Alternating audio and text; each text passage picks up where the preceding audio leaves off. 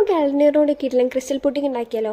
അപ്പോൾ അതിനായിട്ട് first China gas എടുക്കുക, വെള്ളത്തിലിടാൻ മാറ്റി വെക്കുക. എന്നിട്ട് വേറെ പാത്രം എടുത്തിട്ട് അതിലേക്ക് ഇളനീരിൻ്റെ വെള്ളം ഒഴിക്കുക, 2 ഏലക്കായ് കൊത്തിയിടുക, 4-5 കയ്യിലെ പഞ്ചസാര ഇടുക.